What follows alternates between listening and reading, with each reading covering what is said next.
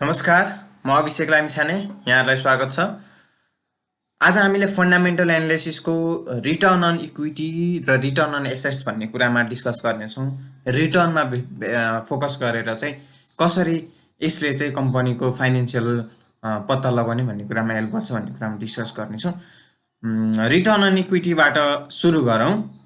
अब इक्विटी भनेको पहिला तपाईँहरूले बुझ्नुपर्छ, इक्विटी भनेको के हो भने कुनै पनि कम्पनीमा सेयर होल्डर्सहरूको कति क्यापिटल छ त कति फन्ड छ भन्ने कुरा इक्विटी हो।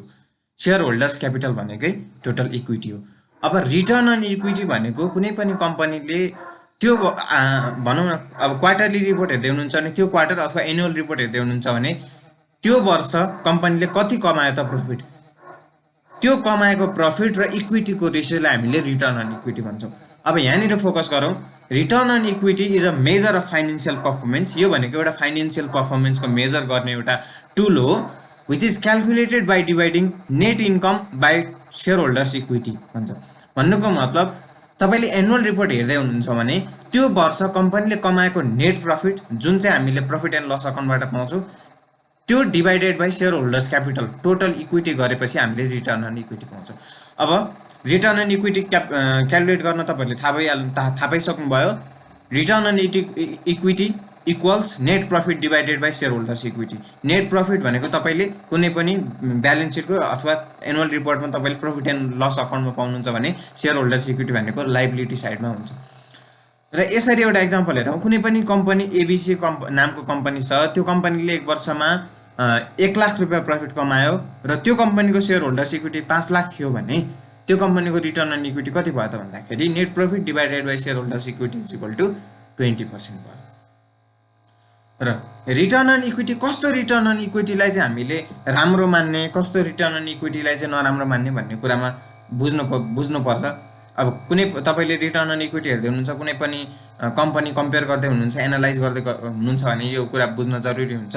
र तपाईँको रिटर्न अन इक्विटीले के कुरामा फोकस गर्छ भन्दाखेरि तपाईँले कुनै पनि कम्पनीले आफ्नो सेयर होल्डर्सको फन्ड इक्विटीलाई चाहिँ कतिको युटिलाइज गरेर प्रफिट कमाउन सकिरहेछ भन्ने कुरा रिटर्न अन इक्विटीले हामीलाई दिन्छ।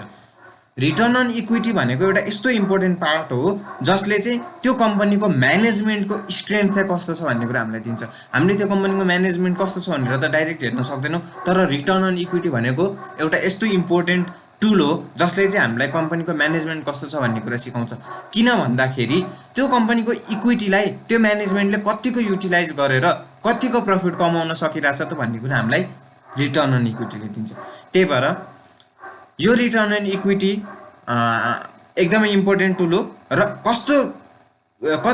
कतिदेखि कति पर्सेन्टेजसम्मको रिटर्न अन इक्विटीलाई चाहिँ हामीले राम्रो मान्छौँ भन्दाखेरि जेनरली 15 to 20% रिटर्न अन इक्विटीलाई हामीले राम्रो मान्छौँ।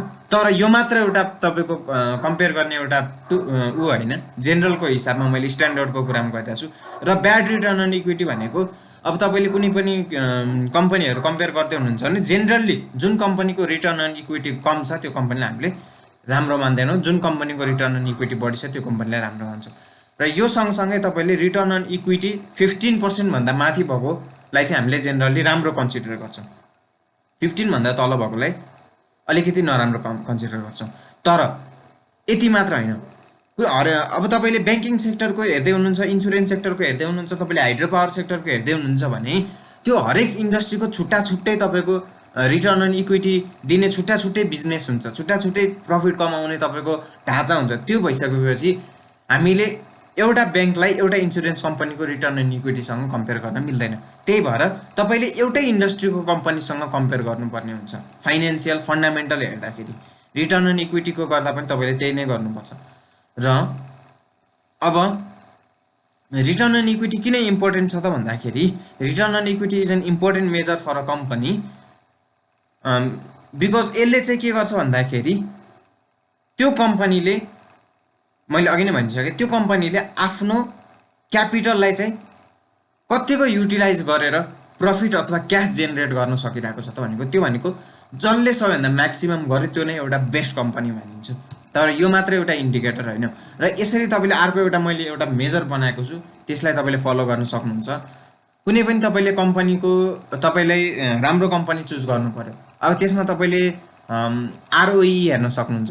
अब आरओई हेर्नको लागि तपाईँले सबैभन्दा सुरुमा के गर्नु पर्यो त भन्दाखेरि तपाईँले जुन इन्डस्ट्री हेर्दै हुन्छ, तपाईँलाई कुनै एउटा राम्रो ब्याङ्क चाहियो भने तपाईँले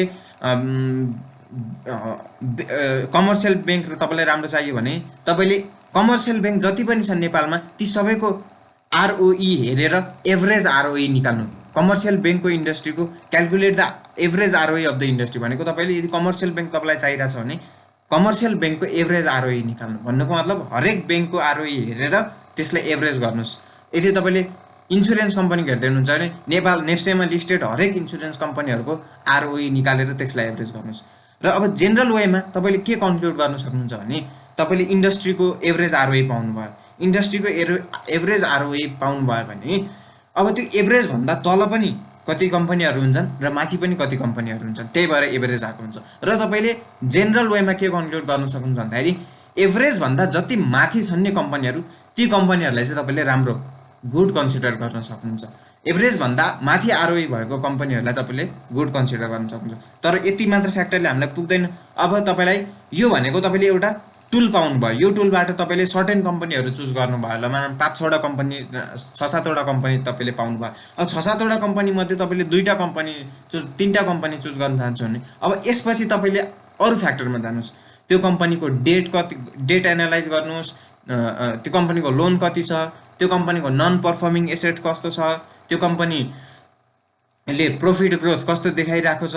अब यी कुराहरू बुझ्नलाई तपाईँले यदि यी कुराहरूको मेरो फन्डामेन्टल एनालाइसिसको भिडियो हेर्नु भएको छैन भने मैले त्यो भिडियो तपाईँलाई आई बटनमा राखिदिनेछु, त्यहाँ गएर हेर्न सक्नुहुन्छ। र यसपछि यस्तै खालको अर्को भनेको रिटर्न अन एसेट्स।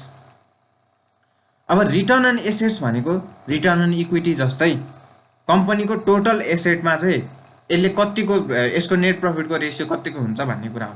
अब यो भनेको तपाईँको कम्पनीको नेट प्रफिट टु कम्पनीको टोटल रेसियोको रेसियो हो। अब यसलाई चाहिँ हामीले कसरी क्यालकुलेट गर्न सक्छौँ भने तपाईँको त्यो कम्पनीको net profit divided by total assets भनेको तपाईँले net profit and loss account पाउनुहुन्छ, टोटल एसेट्स भनेको एसेट साइडमा पाउनुहुन्छ। र अब आरओए किन इम्पोर्टेन्ट छ त भन्दाखेरि रिटर्न अन एसेट्स भनेको पनि रिटर्न अन इक्विटी जस्तै हो।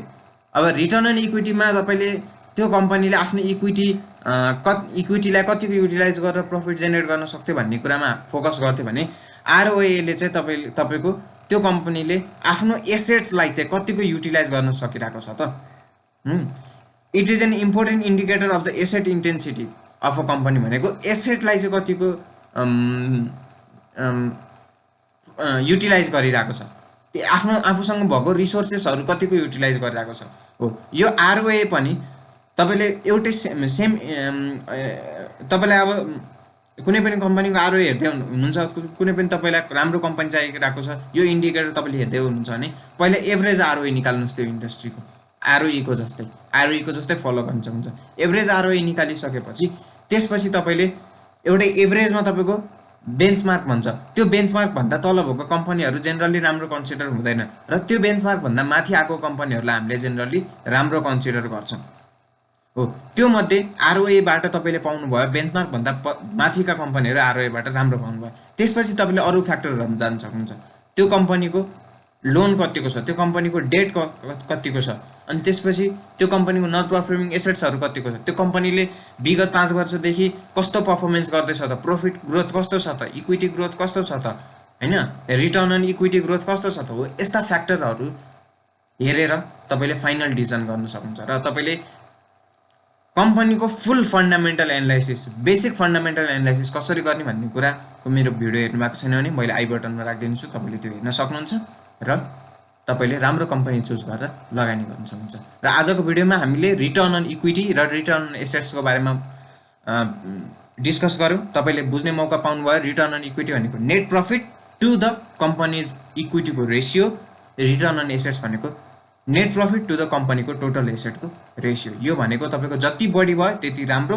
र तपाईँले कुनै पनि कम्पनी हेर्दै हुनुहुन्छ भने त्यसको इन्डस्ट्रीको एभरेज निकाल्नुहोस् र एभरेजभन्दा माथिकोलाई चाहिँ तपाईँले राम्रो कम्पनी कन्सिडर गर्नुहोस् र तपाईँको एभरेजको बेन्चमार्कभन्दा तलकोलाई चाहिँ अन्डर पर्फर्मिङ तपाईँको कम्पनीमा कन्सिडर गर्नुहोस्।